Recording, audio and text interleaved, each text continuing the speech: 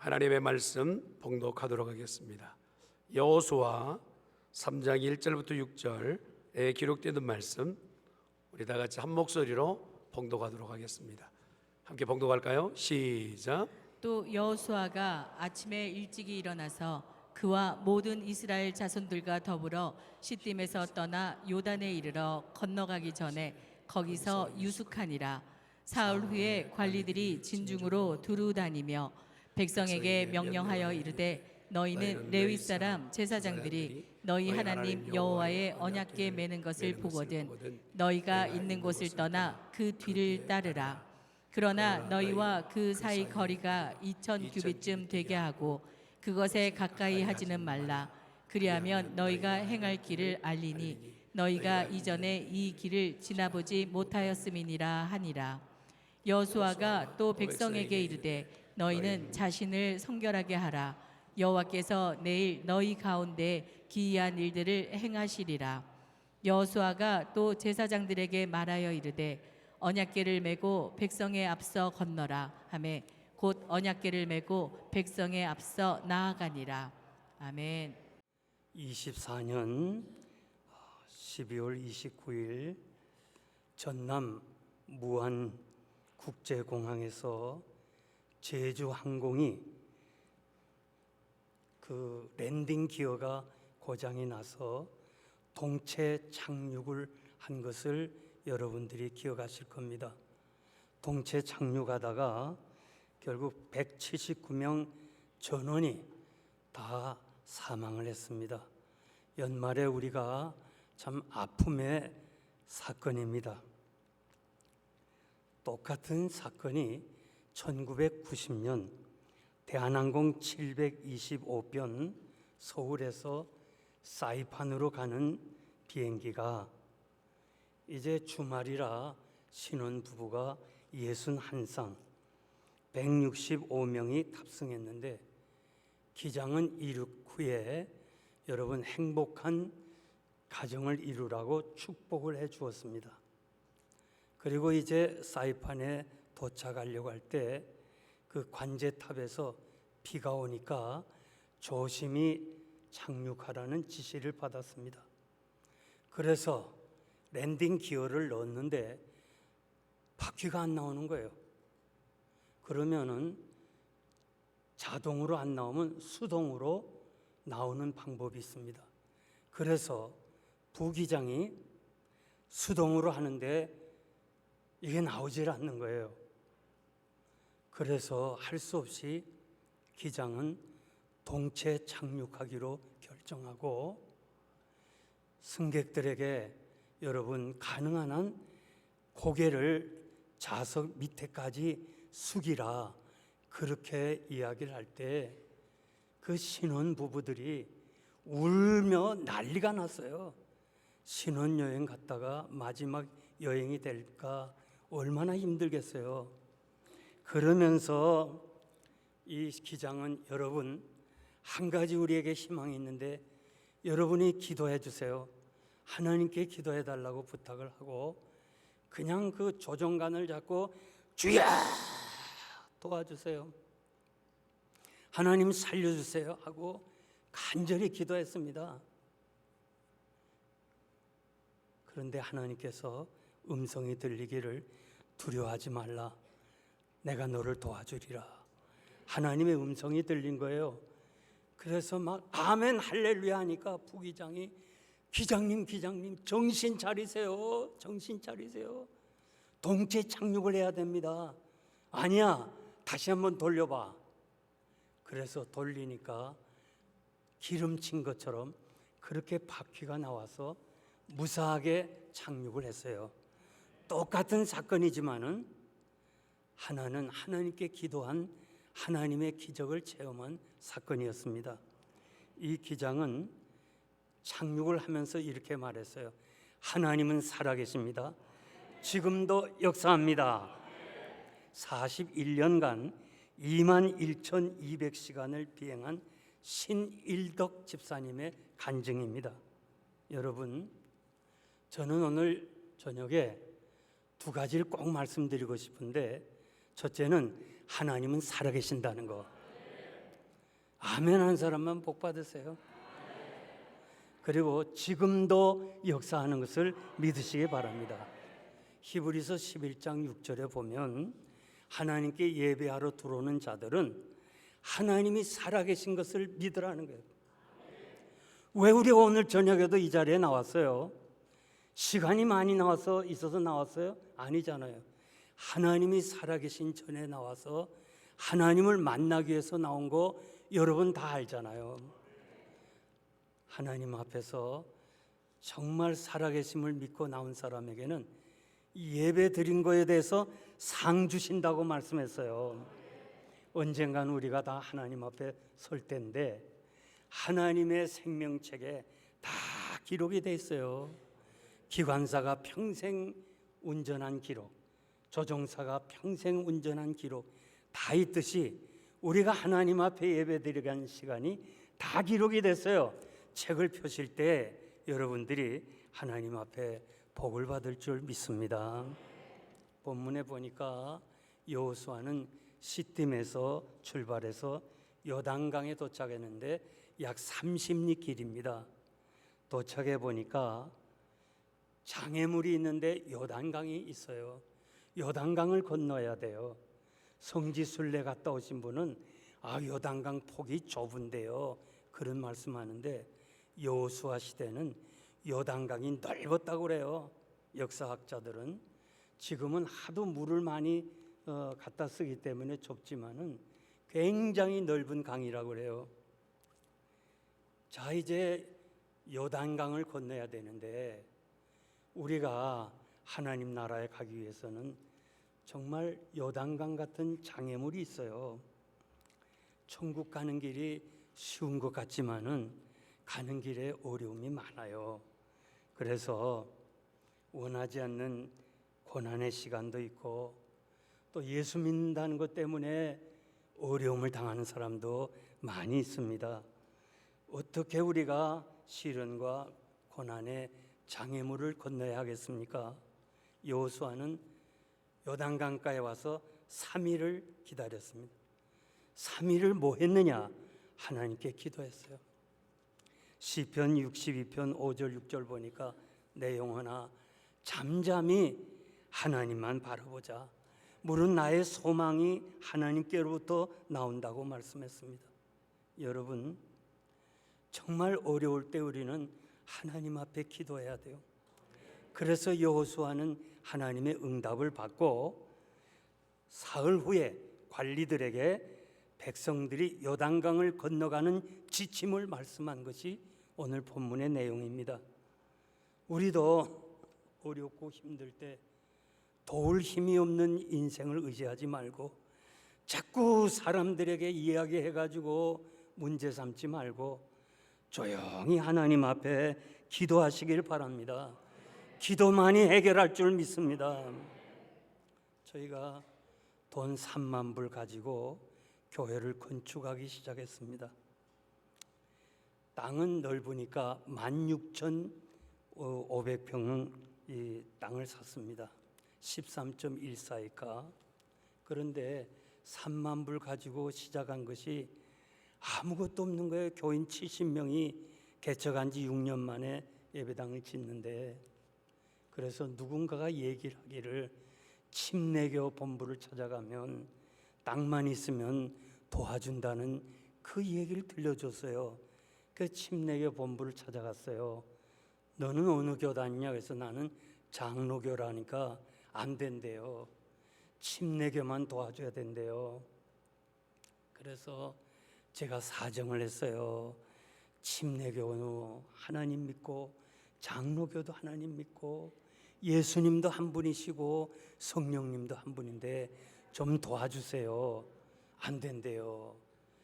이 건축을 위한 그 펀드는 낸 사람이 꼭 침례교만 짓는데 도와주라고 그랬대요. 그러면서 장로교를 찾아가라고 그래요. 그래서 장로교 본부를 TCUSA 그 주소를 받아갖고 장로 본부를 찾아갔어요. 좀 도와달라니까 너는 어느 교단에 속했냐고 그래요. 그래서 나는 합동측 보수교단에 속했다니까 안 된대요. 우리 교단에 들어오면 도와주겠고 또 교회당도 하나 줄 테니까 우리 교단에 들어오라. 제가 보수신앙이 좋아서 7년을 사당동 골짜기 총신대학을 나왔습니다. 그 시절에요, 제가 다니던 시절에는 서울지리 하는 사람은 알겠지만은 장승백이라는데 아는 분 계세요? 예, 그러니까 장승백이가 있어요. 없는 얘기하는 게 아니고 거기서 내려가지고 저 걸어가야 돼요. 그때는 하천이니까 하천을 걸어서 숭전대 앞으로 해서 그 사당동 골짜기 그걸 내려가는 걸 7년을 1시간씩 걸었어요. 7년을 걸었어요. 난 지금도 안 걸어요. 그때 다 걸어서. 하여간 그거 보수신앙 하나 좋아서 그 어려운 길을 갔는데 교회 건축하겠다고 내 배운 터전을 떠날 수 있겠어요? 그래서 못 간다고 그러고 나오고 우리 교단에 가서 호소하니까 다들 뭐 이민교회가 초창기 그러니까 도와줄 사람이 없어요. 그래서 제가 결심을 했어요. 난 다시는 안 간다. 난 다시는 안 간다. 난 다시는 사람 앞에 절대 가지 않겠다. 거기서 그 넓은 마당에서 주야로 하나님 앞에 기도했더니 하나님께서 빛 하나 없이 여러분들이 인터넷 영생 장로교에 들어가 보면 16,500평 땅에다가 예배당, 교육관, 체육관, 또 선교관 대단히 큼직하게 다 졌어요. 빛 하나도 없이 하나님께 기도했더니 하나님이 다 해결해 주셨어요. 여러분, 우리가 어려울 때 한 방울의 눈물이라도 하나님 앞에 흘려야 가치가 있지 사람 앞에 울지 마세요. 하나님은 여러분의 눈물을 본다고 그랬습니다. 그래서 오늘 여호수아는 전에 가보지 못한 초행길 가나안을 가보지 못했거든요. 그 초행길에 들어가는 이스라엘 백성들에게 너희는 이렇게 가라, 이렇게 살아가라.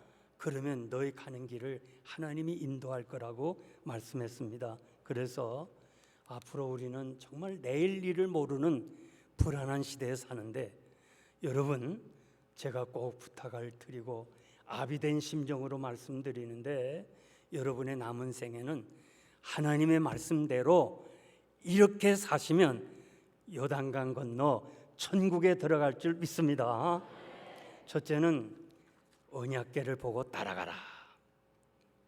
한번 따라합시다. 언약궤를 보고 따라가라. 3절 보니까 여호수아는 백성들에게 명령하이르되 너희는 레위 사람 제사장들이 언약궤를 맸거든 너희는 그 뒤를 따라가라. 따라가는데 2,000규빗 간격을 두고 따라가라고 그랬어요. 그러면 너희가 가는 길을 알게 될 것이다. 너희가 이전에 이 길을 가보지 못했다. 2,000규빗은 약 900m입니다. 900m. 후에 랍비들은 안식일에 걸어갈 수 있는 길을 900m로 정했어요. 그래서 제가 살고 있는 뉴저지나 뉴욕에 보면은 그 회당의 중심으로 900m 안에서 유대인들이 다 살고 있습니다. 참 하나님께서 이렇게 말씀하신 것은 혹시 법궤를 따라가다가 법궤가 좋으니까 만지거나 그러면 죽기 때문에 즉사하기 때문에 거리를 두라고 그랬어요. 실제로 다윗 시대에 법궤를 예루살렘으로 옮겨오다가 낙원의 타작마당에 이르러 소들이 뛰는 바람에 그 하나님의 임재를 상징하는 법궤가 내려오니까 그거 안 되잖아요. 우사가 막았어요.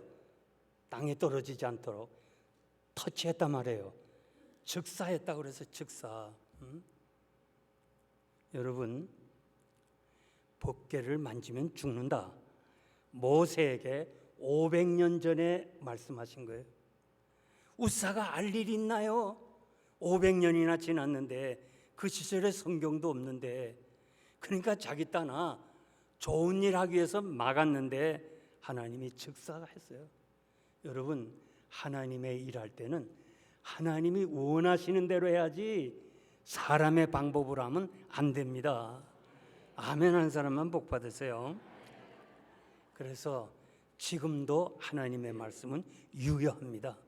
하나님의 말씀은 어제나 오늘이나 영원토록 동일한 줄 믿습니다.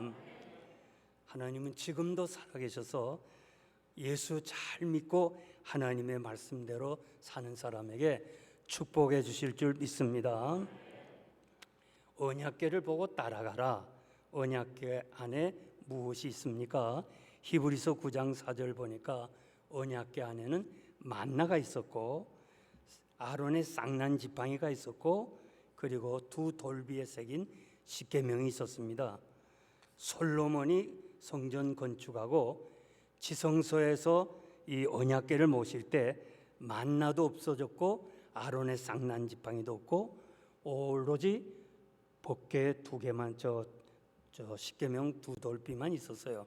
그런데 유다가 망하고 바벨론에서 다 포로로 잡혀가고 성물을 다 가지고 난 후에 지금은 아무것도 없어요. 법궤도 없고. 이것은 오늘에 만일 있다면은 그것은 우상이 될까봐 하나님이 다 이미 가지고 가셨어요. 그래서 오늘 우리가 법궤를 따라가야 되는데 법궤는 우리에게 무엇을 가리키냐? 상징적인 의미를 말씀하는데 법궤는 하나님의 임재를 말씀하는 거예요. 그래서 우리는 하나님의 말씀대로 하나님이 원하시는 대로 주님 말씀대로 따라가는 거, 이것이 오늘 법궤를 따라가는 우리들의 자세는 줄 믿습니다. 우리 주님은 나는 길이요 생명이니 나를 따라오라고 그랬습니다. 우리 안에 성령님 모시고 하나님의 말씀 따라 우리는 남은 때를 살아가야 될 줄 믿습니다. 특별히 우리 재직 여러분, 여러분의 신앙, 여러분의 경험, 여러분의 지식, 여러분의 삶이 정말 좋아요. 좋은 거 많아요. 그러나 아무리 귀하다 할지라도 하나님의 말씀보다 앞서가면 안 돼요. 여러분의 지식이라든가 경험이라든가 여러분의 아이디어 다 하나님의 말씀 앞에 무릎을 꿇어야 돼요. 직분자 여러분, 법궤를 맨 제사장이 뒤를 따라가라 여호수아의 명령대로 말씀을 전하고 가르치는 목사님보다 앞장서면 안 돼요. 한 걸음 뒤에 서야 돼요. 저는 당회원이 많아요. 제가 할 때 보통 30명 이상 시무장로가 있었고 원로 장로님, 은퇴 장로님 하면 70명 정도가 됐어요. 그런데 제가 재직회랑 말할 때 내가 말씀을 잘못 가르치면 나 나가라 하세요. 내쫓으세요. 그러나 내가 말씀대로 전하고 말씀대로 가르치면 나보다 앞장서지 마세요. 여러분의 지식, 여러분의 경험을 결코 내 앞에서 주장하지 마세요. 내 뒤를 따르세요. 한 발짝 뒤를 따라와야 돼. 우리 지금 여기 장로님 한 분이 동행했어요. 내가 거짓말할 수가 없어요. 그래서 정말 우리 장로님들이 협력해 주가지고 이분들의 디딤돌을 통해가지고 영생장로교회가 펜실바니아와 동부에서 우뚝 선 비결이 뭐냐? 제가 소신껏 일하도록 다 뒷받침해 줬어요. 제가 여기 와 보니까 놀랬어요. 교회가 이렇게 큰 교회가 있나? 이런 시골에 이런 큰 교회가 있나? 야, 이거 대단한 거예요. 대단한 거예요. 정말 여러분, 오늘 간단히 저녁을 먹으면서 목사님 처음 뵀어요. 전혀 몰라요. 내가 이 교회 오게 된 건 유준호 장로님 어머님이 이렇게 여기 계셔서 유준호 장로님이 소개해서 제가 왔지 난 몰라요. 그래서 내가 상상하던 교회하고는 너무 달라. 이야, 대단하구나. 여러분, 이 교회가 크게 더욱 부흥되길 원합니까? 그러면 여러분 목사님의 말씀 따라서 목사님이 진리를 거스르면 나가야죠. 그러나 말씀대로 살면 한 걸음 뒤로 따라가시면 참 좋으리라고 생각합니다. 그래서 우리가 말씀을 따라가면 우리는 요단강 건너 천국까지 들어갈 줄 믿습니다. 인천 지역에 주한 장로교회가 있는데 나겸일 목사님, 제가 집회할 때 6만 명 교인이더라고요. 근데 이 나겸일 목사님이 인천 지방에서 이렇게 목회를 하면서 그 대형 사고가 한 번 났어요. 32명이 죽어서 시립병원에 시신이 이렇게 그냥 들어가는 입구에 쫙 시신이 놓여 있어서 목사님이 혹시나 우리 교인이 죽었나 싶어서 이렇게 한 사람 한 사람 시체를 봤대요. 그 시립병원 원장이 나 목사님 동창생인데 이 목사님이 하시면서 이 사람은 천국 가고 이 사람은 지옥 갔다. 32명 중에 7명이 천국 갔다. 그렇게 얘기하니까 원장이 아이고 목사님 어떻게 아세요? 천국 간지 어떻게 아세요? 그러니까 보라 얼굴 좀 보라. 천국 간 사람 얼굴이 다르잖아. 믿지 않는 사람의 죽음은 시꺼매요 얼굴이. 제가 전도사 시절부터 당회장이 날 보고 이 전도사는 입관 예배를 주관하라. 부목사는 하관 예배, 당회장은 발인 예배. 교회에서 제일 어려운 게 입관 예배예요. 누가 임종한다면 제가 가서 지켜야 돼. 전도사 시절부터. 돌아가셨다면 제가 옷을 입혀야 돼. 처음에는 저도 좀 속으로 불평했어요. 겉으로 불평하면 잘려요. 전도사가 무슨 딴소리 한다고.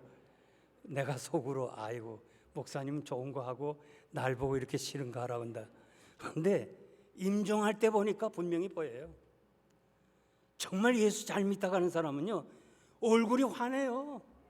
천사 같아요. 그래서 나는 이 나겸일 목사님의 이야기를 전적으로 믿어요. 그런데 이 병원 원장이 이거 아니다 싶어서 32명을 전부 다 신원조회 보니까 7명이 다 예수 믿는 사람이었대요. 여러분 예수 믿는 게 얼마나 큰 축복이에요. 아멘입니까? 요단강 건너 가나안 땅에 들어간 백성들이 복을 받은 것처럼 여러분 요단강 다 건너서 천국에 입성하는 여러분 되시기를 축복합니다. 복이 무엇인가? 잘 들으세요. 우리는 2조 500년의 역사, 유교의 영향을 기독교도 많이 받았어요. 유교는 복의 개념이 뭐냐면 상태야, 상태. 돈이 많다, 비즈니스가 크다, 애들이 인류대학에 들어간다. 야, 예수 믿고 복 받았는데. 그래요. 여러분 기독교는 상태가 아니에요. 기독교는 우리 주님이 가이사라 빌립보 지방에서 너는 나를 누구라 생각하냐 할 때 베드로가 주는 그리스도지요 살아계신 하나님의 아들입니다 할 때 우리 주님이 천국 열쇠를 줬어요. 천국 열쇠를 주면서 시몬아 내가 행복한 사람이다, 내가 복받은 사람이다. 여러분 이 열쇠를 가졌다는 것은 천국에 들어갈 수 있는 거 아니에요? 제가 지금 호텔의 열쇠를 가지고 있는 동안 이 호텔은 제 겁니다. 제가 들어갈 수 있는 거예요. 우리 주님이 천국에 들어갈 수 있는 자는 복이 있다고 그랬어요. 여러분 정말 지금 잘 모를 거예요. 그러나 임종 때 보면요 정말 예수 믿고 천국 가는 사람이 복이 있는 거예요. 여러분 복 받은 사람이에요. 시편 1편에 보니까 복 있는 사람은 이랬어요. 복 있는 사람은. 그런데 우리는 좀 번역이 약해요. 히브리로 번역하면 야, 복 받은 사람아. 예수 믿는 게요 그냥 감탄이 아니에요. 야, 복 받은 사람아. 어쩌다가 예수를 믿게 됐는지요. 여러분 정말 예수 믿는 거요, 하나님의 은혜가 아니면 못 믿어요. 제가 작년에요, 그 손양원 목사님 순교 현장을 갔잖아요. 박물관에도 가서 다 봤어요. 그 아들 둘이, 손양원 목사님 아들 둘을 죽인 안재선이라는 사람, 이 사람이요, 나는 깜짝 놀랐어요. 난 그분이 목사 됐다는 사람도 있고 뭐 예수 잘 믿는 사람이 있다는데, 직접 유복자가 얘기하기를 예수를 안 믿었대요. 아버지 손양원 목사님이 너 예수 믿고 목사가 되라, 신학교 가라, 그런데도 안 갔다는 거예요. 마지막 암에 걸렸는데, 후두암, 그래도 예수 안 믿었다는 거예요. 예수 안 믿고 갔어요. 여러분 생각해 보세요. 두 아들을 죽인 원수를 그 아버지가 사랑으로 양아들을 입양했는데요, 그 당시에 양아들 입양하지 않으면 안재선을 살릴 길이 없다는 거예요. 그것도 내가 처음 들었어요, 가서. 그렇게 자기 살려줬다면 체면상으로도 예수 믿을 텐데 예수를 안 믿었다는 거예요. 그 예수 믿는 게 얼마나 복이에요. 아멘 한 사람만 복 받으세요. 야, 복 받은 사람아. 시편 1편이에요. 복 있는 사람 그 말이 아니에요. 야, 복 받은 사람아. 잊어버리지 않도록 양옆의 사람에게 감탄사를 이어서 야, 복 받은 사람아.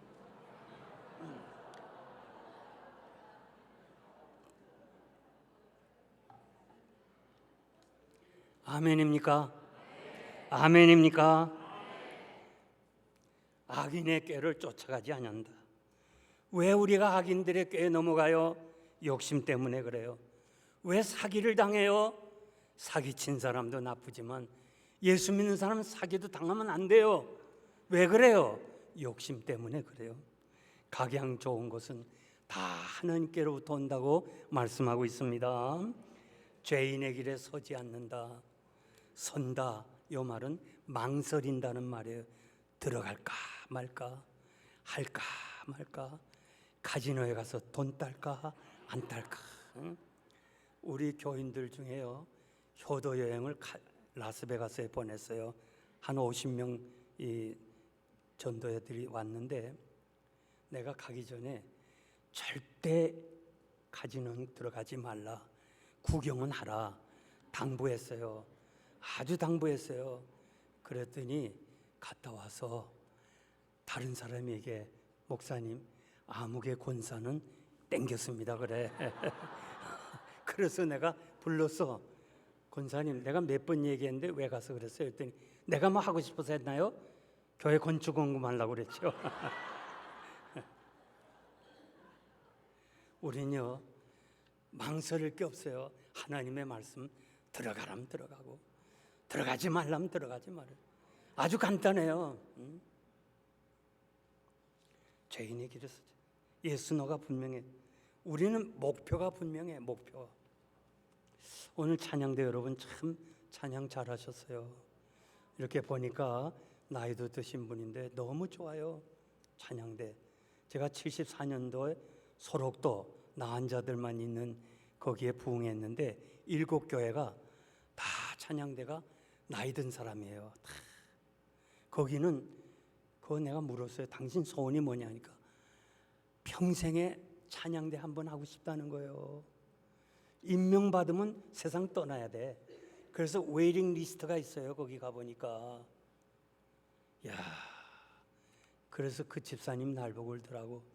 저 나이 많은 사람은 하나님이 불러가시고 내가 좀 들어가면 좋겠다. 에? 그렇게 찬양대 들어가고 싶어요. 7교회 찬양대들이. 오늘 찬양대 정말 잘하셨는데요. 내가 한번 물어볼게요. 토끼하고 거북이가 경주를 했는데 누가 이겼죠? 거북이. 세월이 오래 지나도 초등학교 때 배운 거 그대로 있잖아요. 굉장히 똑똑한 분이에요. 거북이는 목표가 있었어요. 토끼는 목표가 없었어요. 목표가 있다면 거북이에요. 상대적. 거북이는 토끼가 아니에요. 목표. 여러분, 남과 비교하지 마세요. 남이 잘 산다는 거 부러워하지 마세요. 남 따라가지 마세요. 내 신앙 내가 지켜야 돼요. 우리는 그저 하나님 나라를 바라보며 사는 거예요. 잠깐 오면 나는 영원한 영생에 들어갈 사람이 시시하게 재물 따라가는 사람, 부자 부러워하지 마세요. 우리는 먼저 그의 나라와 그의 의를 구해야 됩니다. 오만한 자의 자리에 앉지 아니한다. 오만한 자리, 하나님 없다 하는 사람을 오만한 자라 그래요. 여러분, 아무리 좋은 친구라도요, 하나님 없다 하는 사람하고는 같이 있을 수가 없는 거예요. 무슨 도움이 되겠어요? 제가 고등학교를 졸업하고 대학에 가는 아이들에게 축복 기도하면서 당부를 해요. 얘다, 너희가 대학에 가서 절대 다른 학생 따라가지 마. 우리 아들도 대학 다 가서 얘기 들었어. 그러니까 걔들하고 사귀지도 말고 놀러 가자 그래도 하지 마. 금요일인 파티를 막 하는데 가지 마. 그랬더니 여학생 하나가 한 학기 끝나고 집에 왔어요. 내 방에 와서 막 울어. 목사님 말씀대로 그냥 정말 살기가 너무 힘들어요. 나는 왕따 됐어요 하면서 막 울어. 그래서 야, 내가 등을 치면서 왕은 따로 놀아야 돼. 너는 왕 같은 사람이야. 시시하게 졸기하고 놀지 마. 여러분, 우리는요 정말 왕 같은 사람이고 하나님의 나라를 기업으로 얻을 사람인 줄 믿습니다. 그래서 광야 같은 세상에서 하나님의 임재, 구름이 가면 가고 멈추면 멈추고 내 사는 날 동안 하나님의 말씀대로 살면 내 길이 평탄하리라는 것처럼 여러분 지금까지도 그렇게 살았지만 앞으로도 하나님의 말씀 따라 예수님 따라 사시기를 바랍니다. 두 번째는 스스로 성결케 하라. 5절 말씀 보니까 여호수아가 백성들에게 너희는 스스로 성결케 하라. 여호와께서 너희 가운데 기사를 행하시리라. 요단강에 도착했어요. 강을 건너야 되는데 여호수아는 다리를 놓자든지 무슨 강줄기를 따로 만들어서 가자든지 이런 말 하지 않고 이 요단강 장애물을 건너는 길은 너희 스스로가 성결하게 하는 것, 깨끗하게 하는 것, 이것밖에 없다. 여호수아는 그걸 알았어요. 광야 40년 동안 하나님이 직접 개입하셔서 역사할 때 백성들의 하나를 요구했어요. 내가 거룩하니 너희도 거룩하라. 그거 하나면 다 되는 거예요. 그러면서 백성들에게 너희는 요단강을 건너가기 위해서 이제부터 스스로 회개하고 깨끗하고 성결케 하라고 그랬습니다. 여러분, 우리 주님이 중복 기도하실 때 아버지요, 아버지가 거룩하신 것처럼 우리도 우리 자녀들도 제자들도 세상에서 거룩하게 살게 해달라고 그랬어요. 하나님 보실 때는요 다른 거 안 봐요. 학력 필요 없어요. 인물 필요 없어요. 재산 필요 없어요. 딱 하나, 거룩이에요. 거룩한 사람은 하나님이 함께 하시는 거예요. 여러분, 나는 여러분의 형편을 잘 모르지만은 여러분이 어렵습니까? 힘듭니까?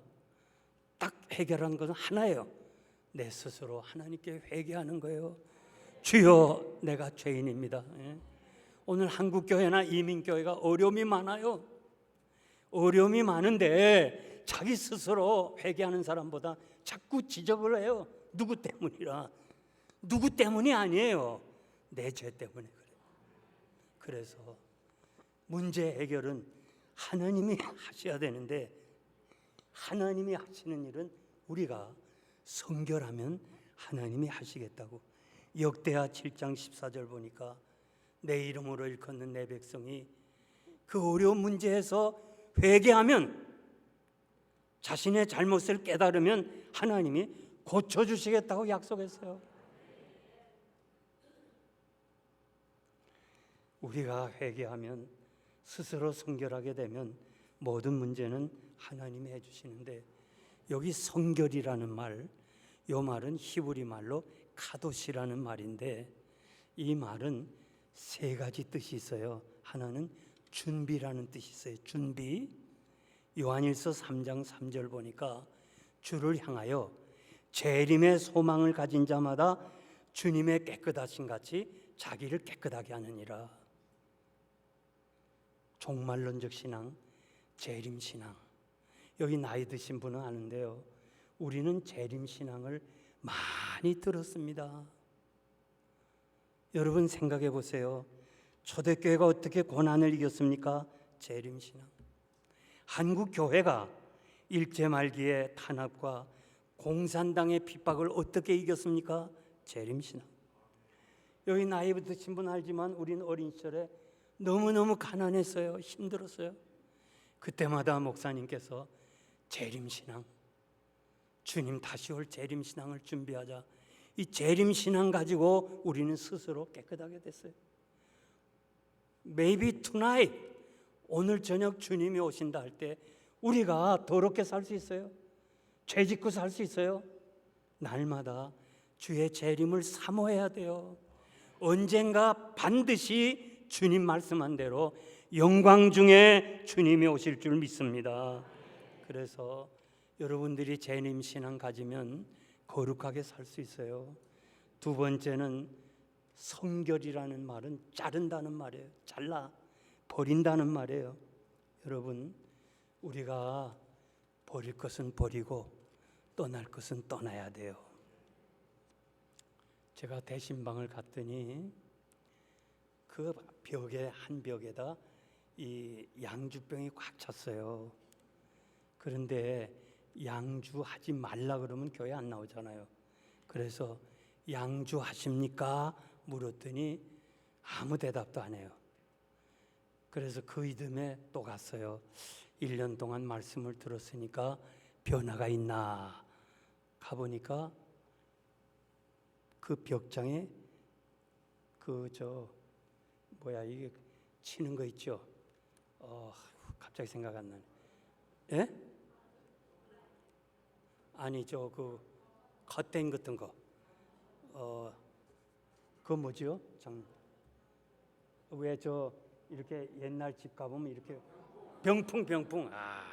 이게 생각이 안 나서 병풍을 쳐놨어요. 그래서 내가 나오면서 곁눈질해서 보니까 양주는 그대로 있어요. 혹시 목사님이 와서 뭐라 그럴까봐. 3년째 가니까 양주도 없어지고 병풍도 없어지고 집사가 되고 안수 집사가 되고 장로가 되고 지금까지 제 사역을 도와주고 있어요. 여러분, 성결은 버려야 돼요. 버리면서 취하는 거예요. 여러분, 아무리 취미가 좋다 할지라도 신앙에 방해가 되면, 교회를 섬기는 데 방해가 되면 버려야 돼요. 친구를 떠나야 돼요. 진리는 버리면서 얻어지는 거예요. 이게 성결이에요. 우리 예수 믿는 사람은 절대 노래방 같은 데 가면 안 돼요. 아멘 한 사람만 복 받으세요.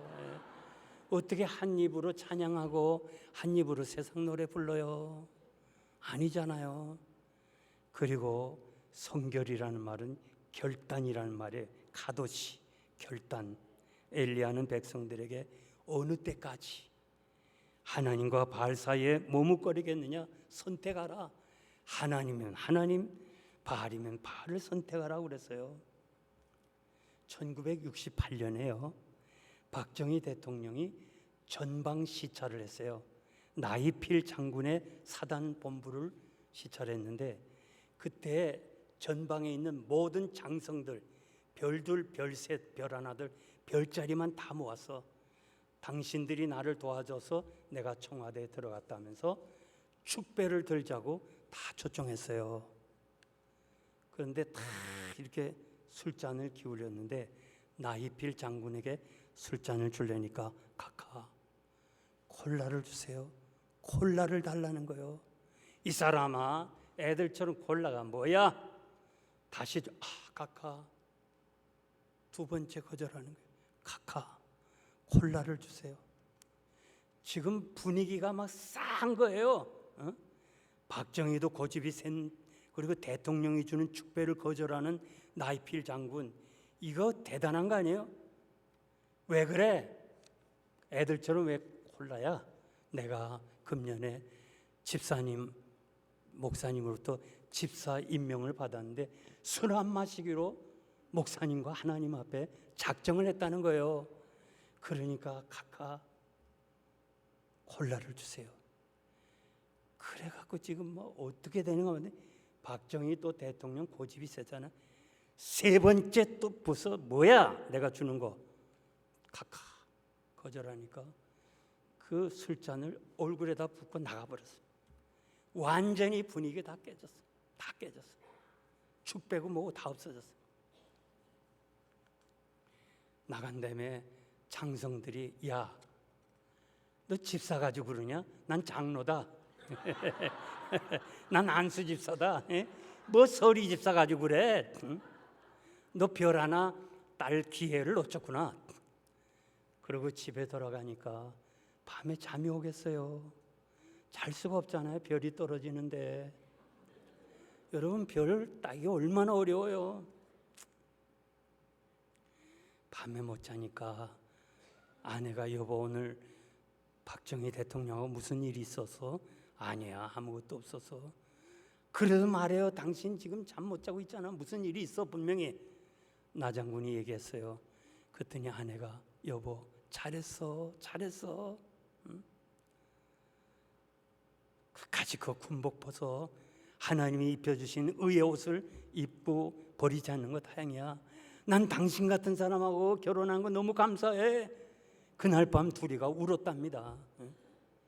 여기 아내 되신 여러분, 남편을 좀 격려가 필요해요. 아멘은 아무도 없군요. 아멘 아무도 없어요. 적어도요, 아무리 밖에서 뭐 인정 못 받아도, 아무리 못생긴 사람이라도 아내한테는 인정받기를 원해요. 아내마저 남편을 부박하면 갈 데가 없어, 설 데가 없어.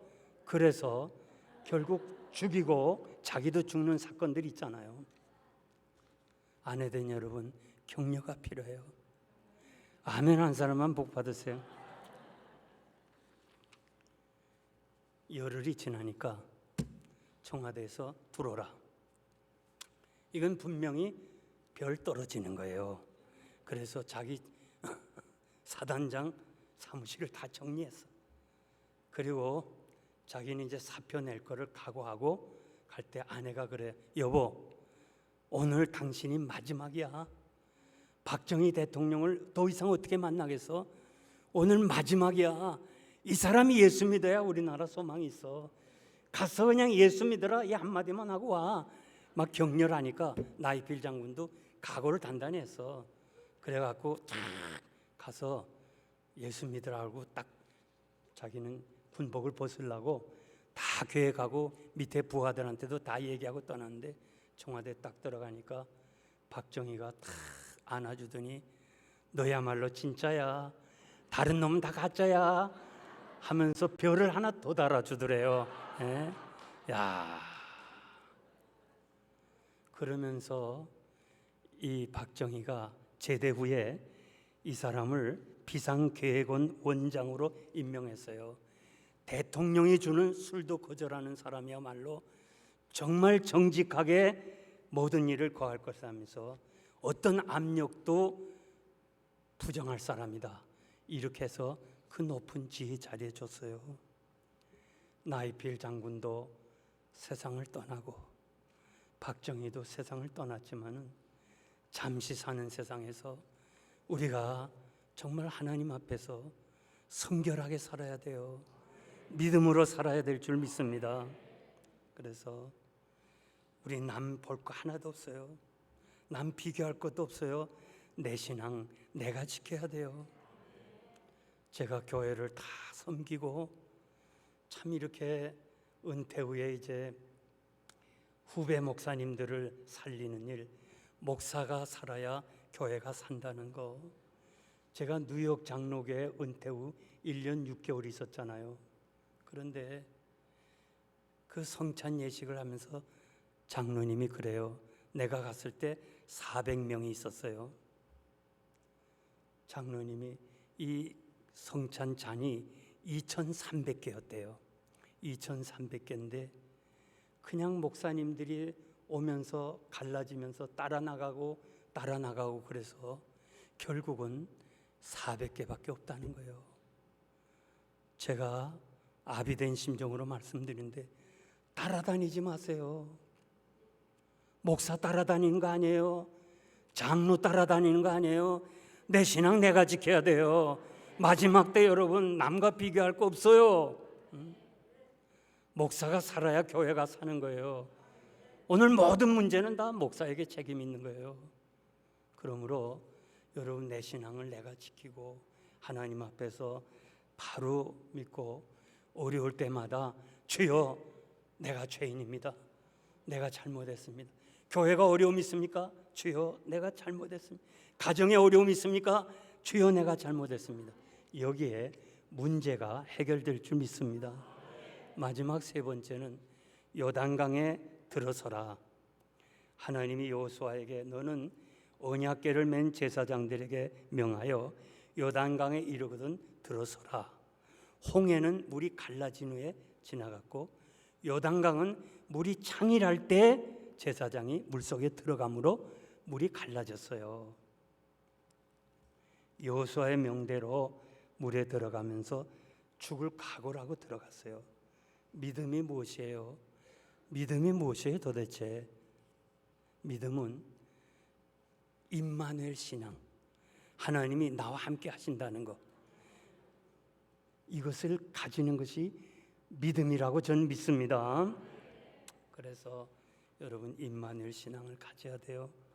장정이 60만 1730명, 약 60만이 이제 가나안 땅에 들어가는데 애들까지 합하면 더 숫자가 많을 거예요. 그런데 100만이라고 축소해서 100만이 50명이 행대로 50명 행대로 앞에 사람과 1m 간격을 두고 이 100만이 요단강을 건너간다 할 때 약 22마일, 시간으로 말하면 5시간 정도를 제사장은 법궤를 메고 요단강 가운데 있었어요.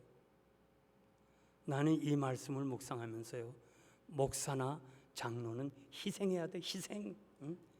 희생이 없이는 안 되는 거예요. 이 교회가 이만큼 부흥된 거는 목사님의 희생이 있기 때문에 된 거지 우연히 된 거 아니에요. 한번 생각해 보세요.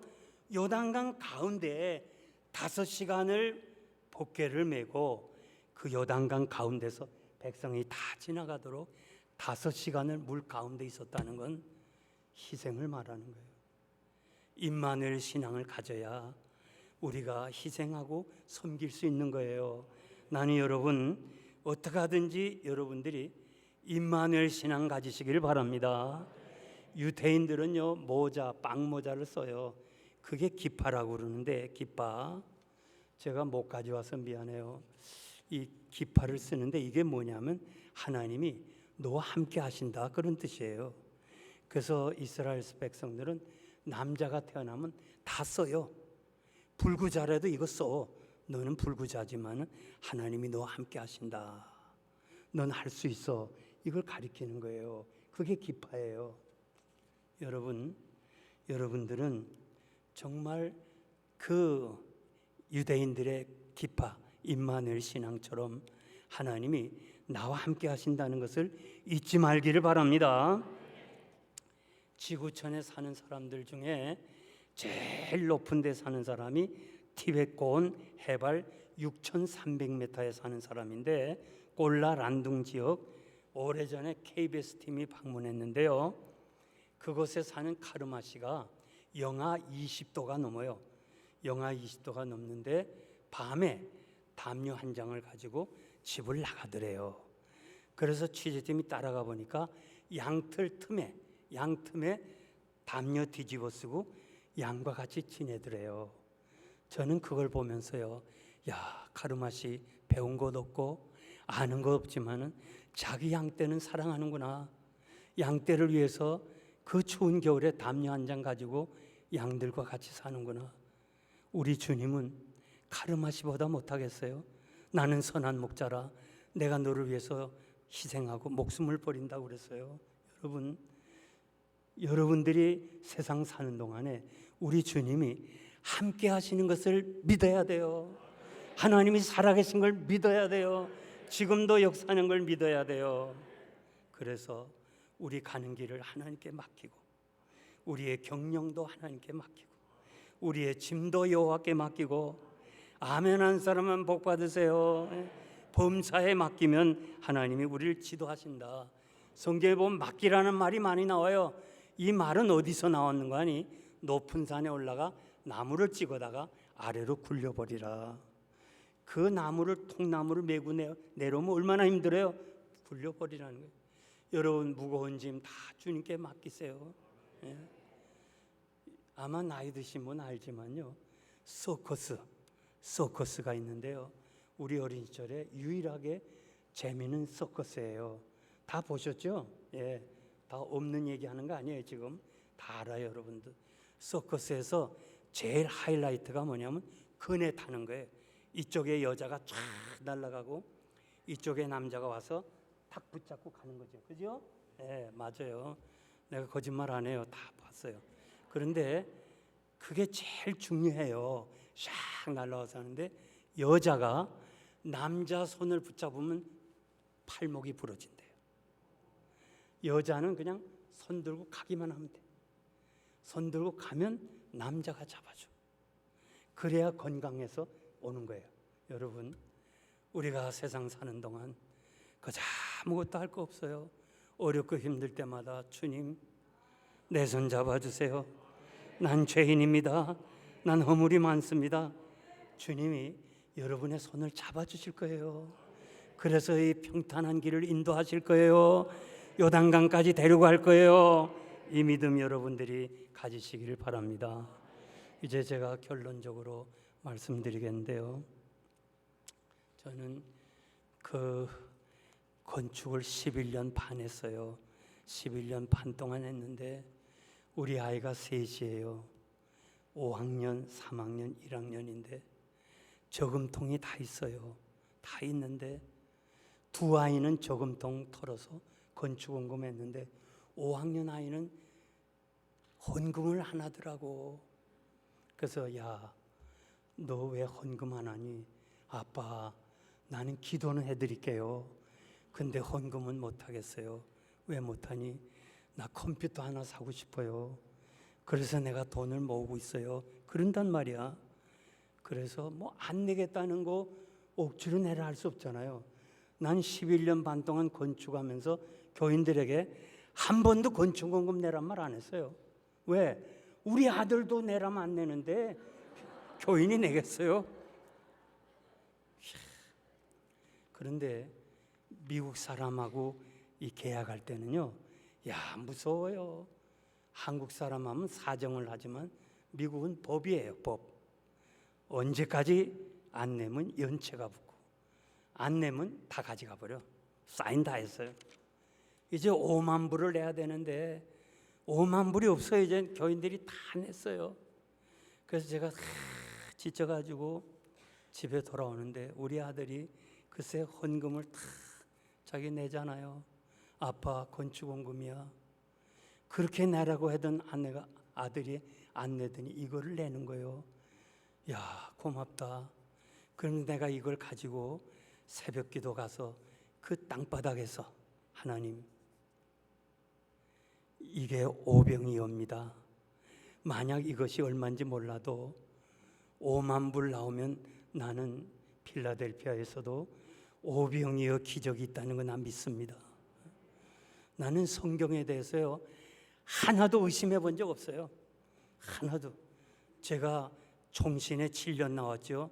웨스트민스터에서 11년 반 공부했어요. 좋은 신학교에서. 한 번도 내가 의심해 본 적 없어요. 그러나 오병이어가 필라델피아에도 일어날까?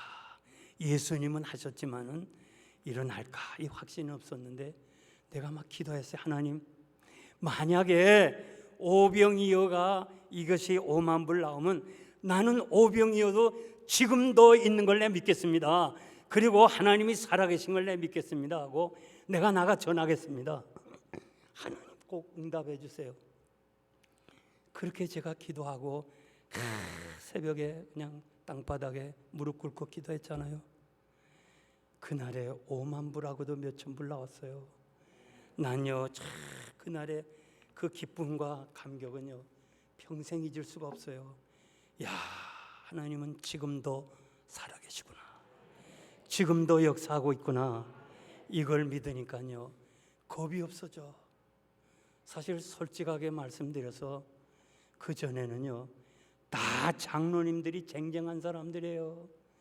다 의사도 있고 박사들 있고 다 나보다 다 많이 많고, 그래서 이 사람들이 나 나가라면 어떡할까 이런 좀 겁도 있었어요. 그런데 이 담대함은 생기니까 이야, 하나님이 함께 하시는구나, 확신을 가지는 거예요. 여러분, 이 확신을 가지시기 바랍니다. 그리고 내 마음속으로 내가 다른 건 몰라도 아들에게 컴퓨터는 하나 사줘야 되겠다. 옛날 그 시절에는요 초등학교는 학생은 컴퓨터가 필요 없다. 지금 얘가 벌써 결혼하고 목사가 되고 아이가 셋이나 돼요. 그러니까 그 옛날 사건인데, 그래서 아들에게 컴퓨터는 하나 사줘야 되겠다. 그때 1,000불이에요. 1,000불은 컸어요. 근데 어느 날 막 대문을 두드리는 거예요. 미국에서는 두드리는 게 없어요. 전화로 오고 그렇지. 우리 식구가 다 나갔어. 문 여니까 컴퓨터 하나가 들어와요. 야, 이건 아멘 해야 되는데 난 놀랬어요. 그래서 아니 이건 누가 보냈습니까 하니까 우리 교회 집사님 한 분을 소개하는 거예요. 이분이 자기 집에도 하나 보내고 여기로 가라고 해서 가져왔습니다. 그래. 그 집사님의 아들과 우리 아들이 친구예요. 5학년. 우리 아들이 그 집에 가서 자기도 하고 그 아들이 우리 집에 와서 자기도 해요. 아주 친해요. 그런데 이 아들이 갑자기 안 하던 얘기를 아빠 컴퓨터 사달라고 조르더래. 이 우리 이민 생활 잘 알지만요, 부모들이 아이들에게는 뭐 요구사항 다 들어줘요. 미안해서 안 하던 아이가 글쎄 컴퓨터 사내라고 막 그러니까 컴퓨터를 하나 사주면서 목사님 아들이 얼마나 부러워할까. 그러면서 가게 주인에게 우리도 하나 딜리버리하고 우리 집에도 가르쳐 줬어요. 난 그것을 보면서 야, 하나님이 살아계시구나, 지금도 역사하시는구나. 여러분, 제가 오늘 여러분들에게 만남은 우연이 아니고 하나님이 우리 만남을 허락하신 줄 믿어요. 정말 제가 여러분들에게 꼭 말씀드리고 싶은 것은 이 험한 광야 같은 세상에서 두 가지. 하나님은 살아계시고 지금도 역사하신다는 사실을 분명히 믿으시기를 바랍니다. 기도하겠습니다. 하나님 아버지, 감사합니다. 이 부족한 종이 하나님의 말씀을 전했습니다. 어휘가 부족하고 표현이 부족해도 사랑하는 성도들이 아멘으로 응답했사오니 저들이 복을 받게 하여 주옵소서. 오늘 많은 사람들이 믿노라 하면서도 하나님이 살아계신 것을 믿지 못하고 있습니다. 지금도 역사하는 것을 알지 못하고 있습니다. 오늘 밤 참석한 모든 성도들 이 두 가지 확신을 가지고 남은 생에 요단강까지 건너 천국에 이르게 하여 주시옵소서. 예수님의 이름으로 감사하며 기도하옵나이다. 아멘.